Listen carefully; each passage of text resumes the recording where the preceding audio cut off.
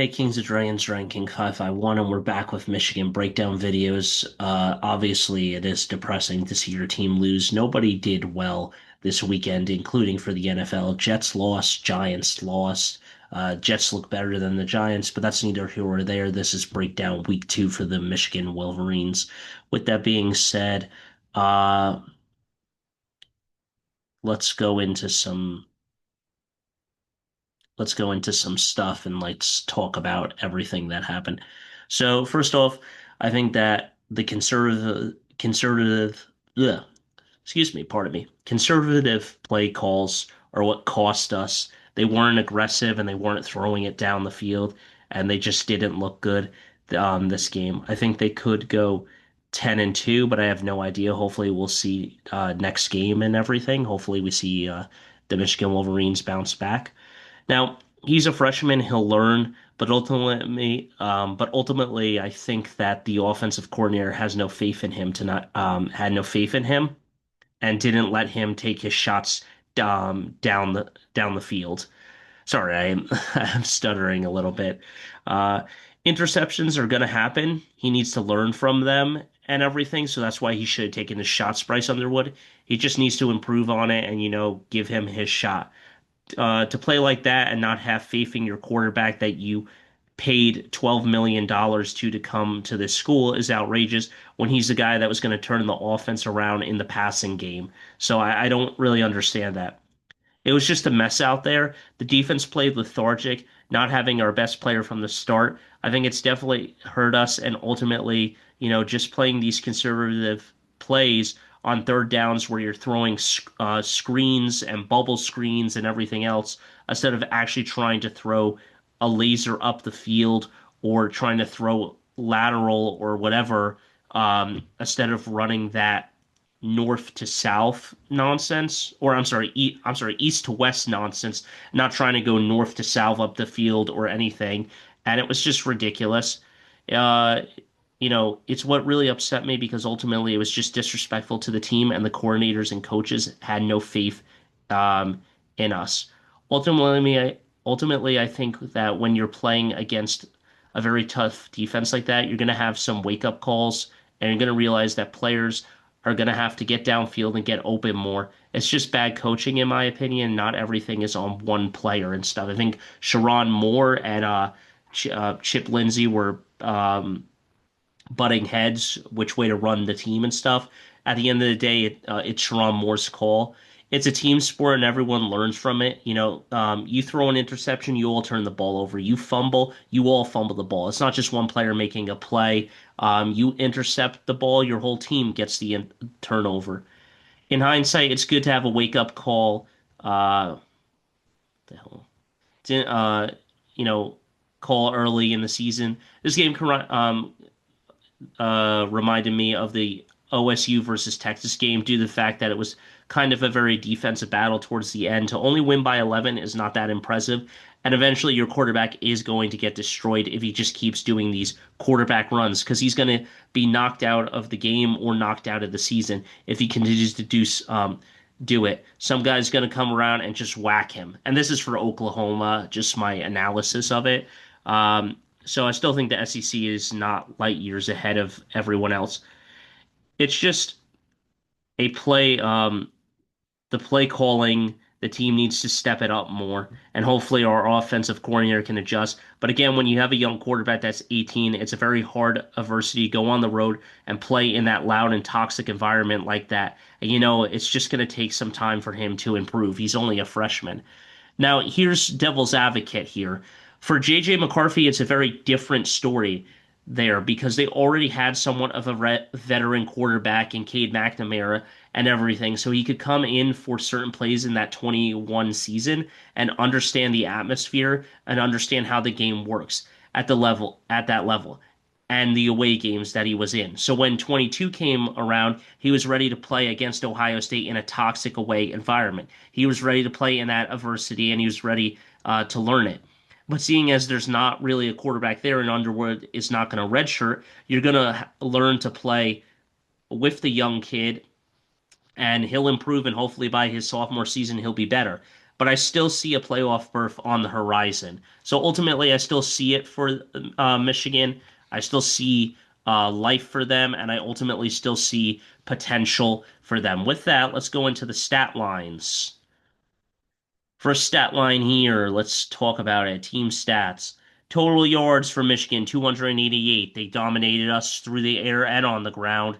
In total, 142 passing yards versus their 270, 146. So we dominated on the run a little bit more, but still 5.1 yards versus 5.5. 12 first downs versus 22. 3 for 14, 9 for 17, 0 for 1, 1 for 1 on fourth downs, 56 total plays versus their 74, 6 punts versus 4 punts, 3 penalties, 5, 0 turnovers, 1 for 1 for them, and then the time of possession. And I'm not going to go through like every player because Bryce Underwood was 9 for 24, 142 yards, not the best. And, Haynes was the only guy that got us a touchdown. And again, here's the stat line, pretty much the same. I just want to talk about penalties, 1 sack versus 2 sacks, 56 plays, no turnovers, they had 2. And that's really it. And then you're just going to go through here. I'm not going to analyze any plays today because ultimately, let's just go through the tape and let's watch it and see how well this team played. Ultimately, I didn't think that they played well at all. Michigan looked lethargic. There was no good defense. And ultimately, you're just going to have some bad calls. Steps up, fires, and a one-handed grab. Although it really wasn't because he juggled the ball and put it back in his chest and everything. Um, and that's problematic. Jumps off sides. Big hit. Oh, and there's a flag. Now, I think there was flags everywhere and everything else. Now, there were some hits that didn't get called for, but it is what it is. And ultimately, it just whatever. There he goes, stepping up. He's got a running play. He gets around the edge and he is down. But ultimately, Michigan has always had problems with scrambling quarterbacks. Back to throw. No, he goes for a running play. He's got the first down. Sorry, I almost said touchdown. And then they fire one to the end zone on this drive. So here we go. Oh no, this is a pitch play. See, the thing here though is that with these pitch plays, you're not going to see. It's not really a pass though. It's kind of like one of those, underneath shovel passes is what they call it. But it's still a good play. Ultimately, I'm not saying it's bad, but it's just ridiculous when you see that. And Burks was like, "This game means so much to me because Michigan didn't recruit me." And I'm like, "Well, sorry, maybe you weren't good enough." So he just dumps it off to that guy and everything else. And there is some holding and some other things. Look, illegal blocking in the back there throws him to the ground. That should have been a flag, but it is what it is. Gives it off to Morgan. Morgan's got a lane. He's going down the field. He's got it at the 50, and he's out of bounds. And then people are starting to celebrate and getting in his face. That should have been a flag, another 15-yard penalty. I am going to be a little Bush League and be like on the refs a lot in this, so it is what it is. Not a good play there, not disguising it. This 3rd and 4 bubble screen bullshit is what pisses me off because, Underwood's not disguising it, but then other bullshit happens like that where the offensive coordinator is not calling. Then they just drop it into a bucket here. I mean, couldn't get off the field and not aggressive enough. And I mean, it is what it is. And then that guy knocked the ball out there. Didn't like that celebration. So here we go, 2nd and 3. End around. It was so stupid here and everything. I mean, if I was there, I would have ran the option, let Underwood come out and let him run the play to the left there. And here we go, 3rd and 9, right? Here's going to be another dumb play. Wait, no one is it. No, this is the good play. Yep, fires it. His body's mostly behind, so that's not a flag for there and a beautiful dot. You know, I don't think Underwood was the problem because his passes look pure and stuff, and he's good rollout and stuff. I think that it's just see there it is, 2nd and 9. What are you doing throwing a bubble screen? There's no blocking and everything else. You look at Morgan. Morgan doesn't even get the block. He doesn't even block. He just goes down there and everything, and it's just such a dumb play call. And for me, I would have just thrown it into the dirt because that's just a dumb play. It's a dumb decision there. And then, we're playing soft zone. We're not playing aggressive enough. And Michigan is just playing lethargic. Oh, and then there's the interception overthrown, so we get a lucky break, but we don't turn it into points. And when you get takeaways, you got to turn it into points, points, points. And they didn't turn it into points, and you're just going to have problems there. There's the interception, and nothing happened.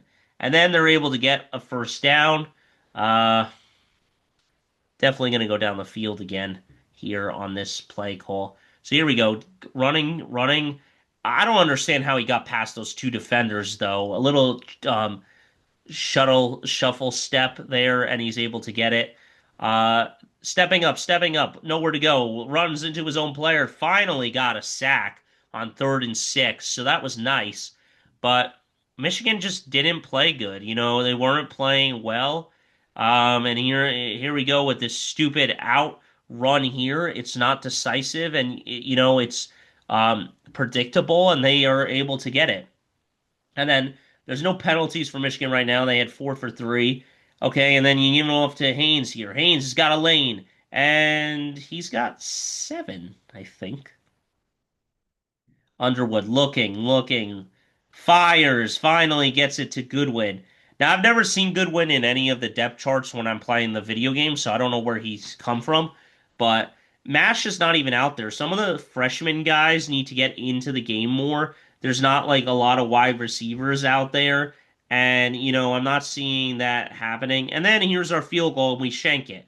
Now, if we didn't shank it, we would have been in better shape. We would have come out, would have been 10-14. And then it would have been 14-13, and we potentially could have tied this game earlier and had some life in the game, but we didn't, and we just played bad. And, I mean, I don't know how good this defense really is, because right now we're just going to get better and better every week.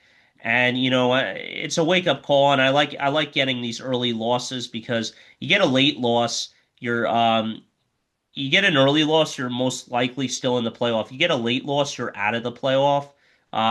It depends on where it falls and stuff.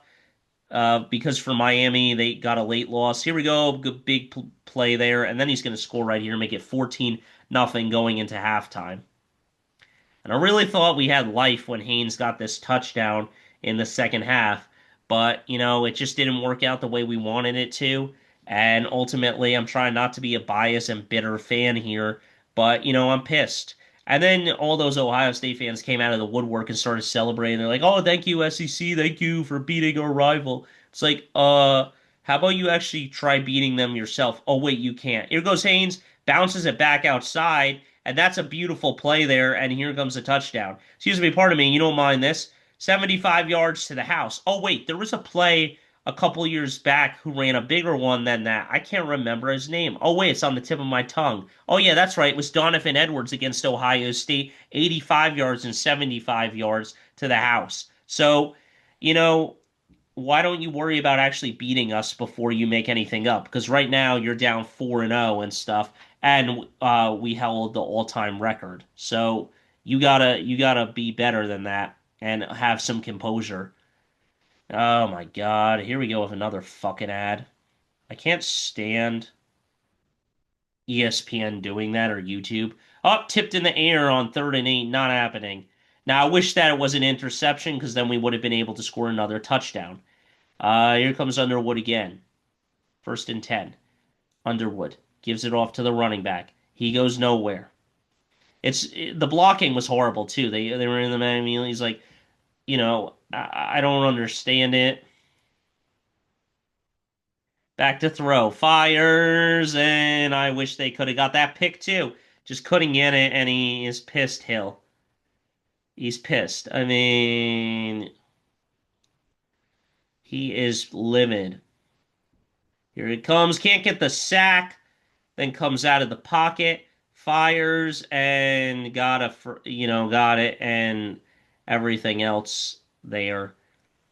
Now I think we hold them to a field goal. No, they score another touchdown. Never mind. Uh, as these running touchdowns that, piss me off. Here we go. Here's a running play. Here he goes, bounces it outside and nowhere to go. And some of these the refs though, they didn't call it. There's holding, there's illegal hands to the face, there's blocking, and they're not going to call it every play. Bryce Underwood now sacked, and everyone is hyped up.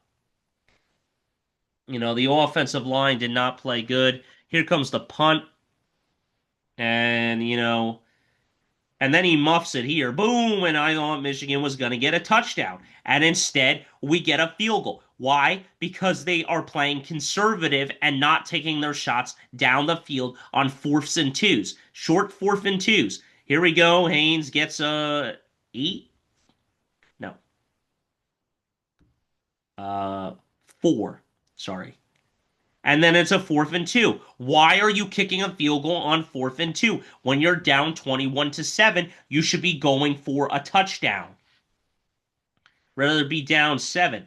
Then they get a hit here on 3rd and 4. And I'm like, okay, we're still in the third. We can make a comeback. But you know what? Once again, their play calling is horrendous. And it's always the play calling here.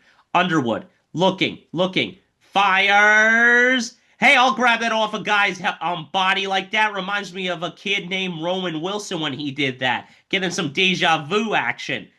3rd and 4. Snaps the ball. Hands it off. Gives it off. First down. And another field goal on 4th and 6.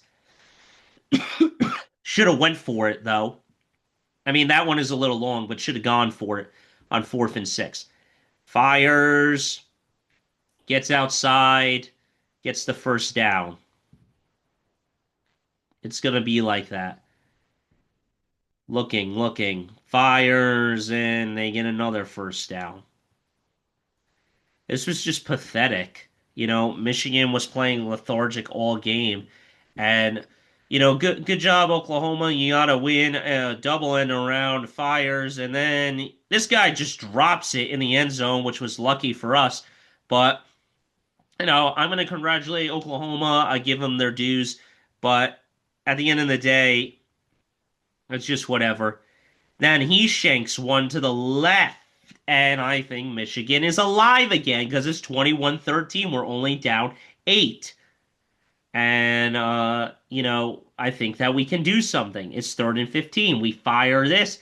And I think it got batted. They weren't on the same page. And, everything like that. And then here comes a running play. And then, just can't get out there.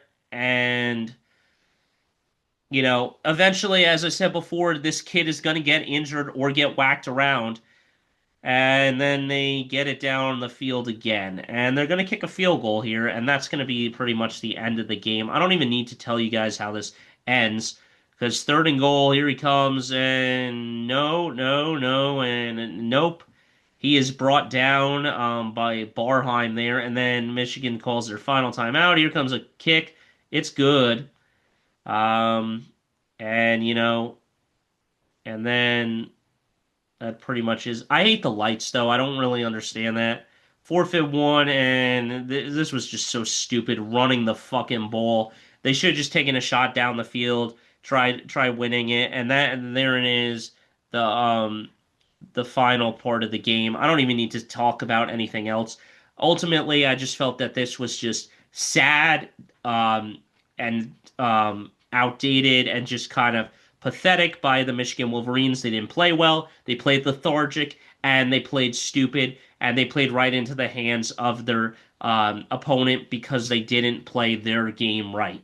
But that's all I got for you guys. So until next time, don't forget to stay radical. See you in the next one. Hit that like button, smash that subscribe button, and let me know your guys' thoughts on how the Michigan Wolverines should improve for next week against Central Michigan when Sherrone Moore is suspended for that game and against Nebraska on the road.